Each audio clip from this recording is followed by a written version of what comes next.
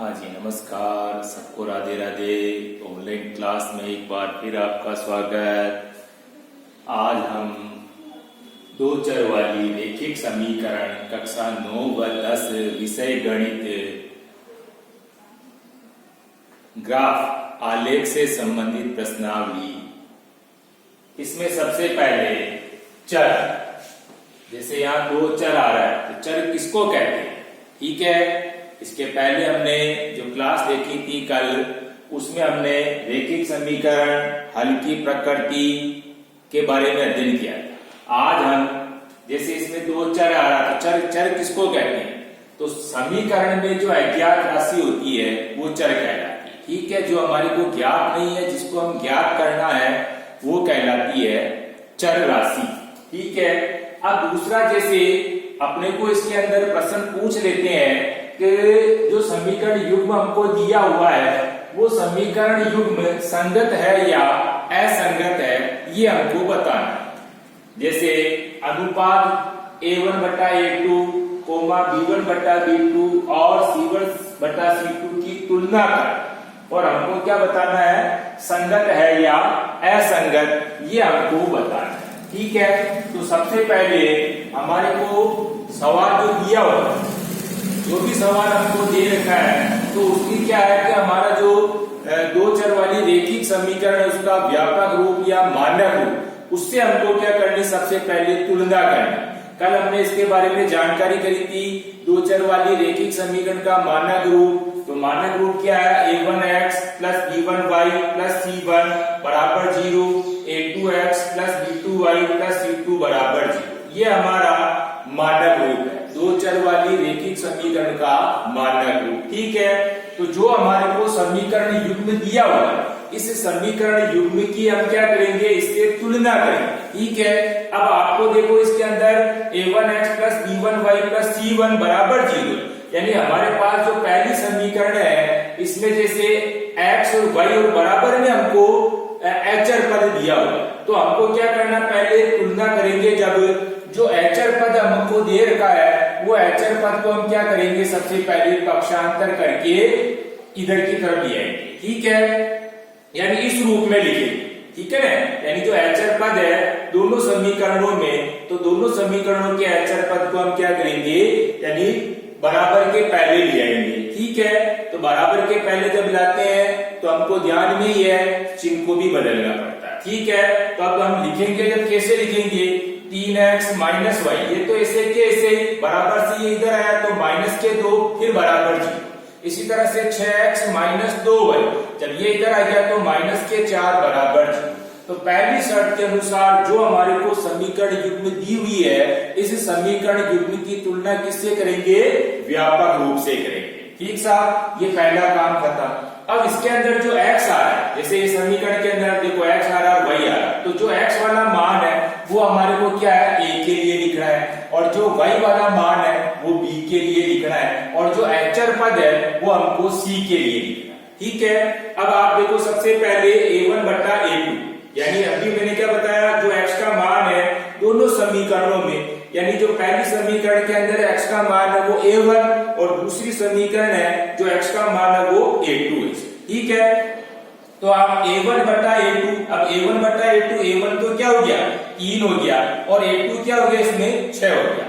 कटती है दोनों एक दूसरे को कटती है तो काटना भी है, काटने पर जैसे 3 एकम 3 और ये 3 दूनी 6, तो आपके पास a1 बटा a2 क्या आ गया, 1 बटे 2 आ गया, ठीक है। अब इसी तरीके से b1 बटा b2, यानी जो आपके पास में y के मान है दोनों समीकरण, ये आपका ऊपर वाला है वो तो b1 और नीचे वाला ये इसमें b2 हो जाएगा, ठीक है। अब इसके आगे कोई संख्या नहीं है तो हमारे को ध्यान रखना है इसके आगे 1, ठीक है। तो आपके पास में b1 बटा b2, यानी b1 बटा b2 चिन्ह का भी ध्यान रखना, माइनस का 1 और b2 क्या इसमें माइनस का 2, जिसके आगे जो चिन्ह है वो चिन्ह वापस लगाना, ठीक है। तो b1 बटा b2 क्या हो गया आपके, -1 बटा -2, तो माइनस से माइनस ये कट गया, तो आपके पास क्या आ गया, 1 बटा 2 आ गया, यानी a1 बटा a2 भी क्या आया, 1 बटा 2 आया, और b1 बटा b2 भी क्या आया, आपके पास 1 बटा 2 आया। अब हम क्या करेंगे, c1 बटा c2 भी देखेंगे।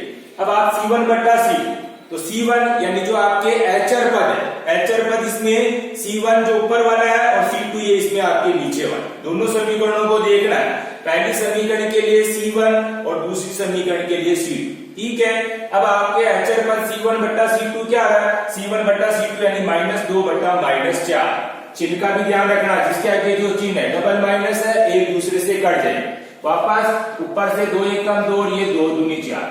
इस तरह से आपके पास में C1 बट्टा C2 भी क्या हो गया, 1 बट्टा 2 हो गया। जब आपने पहला मान देखा A1 बट्टा A2 1 बट्टा 2 आया, फिर हमने B1 बट्टा B2 देखा तो ये भी क्या आया, 1 बट्टा 2 आ गया। शुरू के जब दो मान एक जैसे आ गए तो तीसरा मान यानी C1 बट्टा C2 भी हम देखेंगे। ठीक है, इस तरह से हमने तीनों मान को देखा, A1 बट्टा A2, B1 बट्टा B2 और C1 बट्टा C2, तीनों मान को देखा तो तीनों मान हमारे लिए क्या है, बराबर में 1 बट्टा 2 आ रहे। तीनों मान हमारे क्या है, 1 बट्टा 2 आ रहे। तो कल हमने हल की प्रकृति देखी थी, 3 बातें बताई थी मैंने। ग्राफ कैसा बन रहा हमारा, प्रतिच्छेद वाला है, समांतर है, समपाती है। उसके साथ ही मैंने आपको ये भी बताया कि ये संगत है या असंगत है। संगत है तो कब संगत है, असंगत है तो कब असंगत है। ठीक है ना। तब आपके सामने यहाँ पर A1 बट्टा A2 बराबर B1 बट्टा B2 बराबर C1 बट्टा C2, मान क्या आया, तीनों का मान एक जैसा आ रहा है, यानी कि 1 बट्टा 2। जब तीनों मान एक जैसे हो तो आपको ध्यान में है अनंत हल, हल की प्रकृति में अनंत हल, और अनंत हल है तो आपको वहां क्या लिखना है, संगत लिखना है। ठीक है ना। तो आपको इसमें केवल पूछे क्या है, संगत है या असंगत। तो अगर माना कि अनंत हल है, अपन को हल की प्रकृति तीनों देखनी, हल की प्रकृति के अनुसार ही हमको क्या करना है, संगत है या असंगत बताना। ठीक है, तो तीनों मान 1 बट्टा 2 बराबर 1 बट्टा 2 बराबर 1 बट्टा 2 अनंत हल, और अनंत हल है तो वो आपका संगत है।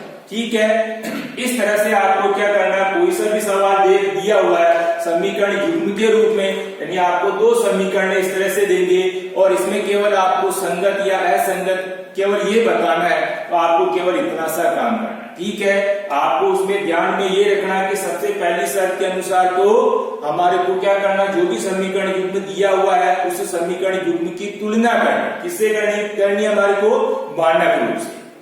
मानक रूप से तुलना करने के बाद फिर हमारे को देखना है A1 बट्टा A2 बराबर B1 बट्टा B2 बराबर C1 बट्टा C2। अगर तीनों मान एक जैसे आ रहे जैसे, इसका मतलब ये क्या हो गया, संगत। इसी तरह से जैसे आपको A1 बट्टा A2 नॉट इक्वल B1 बट्टा B2, अगर शुरू के दोनों मान एक जैसे नहीं है, इसका मतलब वो प्रतिच्छेद कर रहा है, तो वहां भी हमको क्या करना है, संगत बताना। इसी तरह से तीसरा जैसे A1 बट्टा A2 बराबर B1 बट्टा B2, लेकिन दो मान तो एक जैसे, तीसरा मान C1 बट्टा C2 नॉट इक्वल, यानी कि A1 बट्टा A2 बराबर B1 बट्टा B2 नॉट इक्वल C1 बट्टा C2। इसका मतलब हमारा ग्राफ तो समांतर है, लेकिन वहां क्या होगा, असंगत होगा। इस तरह से हमको केवल इतना सही, संगत और असंगत, इसमें अपने को सवाल यानी आगे नहीं करना, हमारे को ग्राफ नहीं बनाना, केवल हमारे को इतना से है कि संगत या असंगत यानी समीकरण युग्म की तुलना करके संगत और असंगत बताना हो तो आपको इस तरह से हल करना है।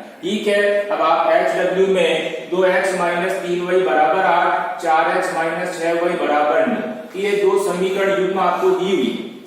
ठीक है, इस समीकरण युग्म की तुलना करनी हमारे को इसी तरीके से, और ये बताना है कि ये संगत है या असंगत। HW की कॉपी में HW बराबर करते रहना। ठीक है, तारीख डालना है और जो काम जितना दिया गया है उसको वापस HW की कॉपी में हल करके अपने को बताना। ठीक है, और कोई चीज समझ में नहीं आए तो वापस पूछना। ठीक है, धन्यवाद, राधे राधे।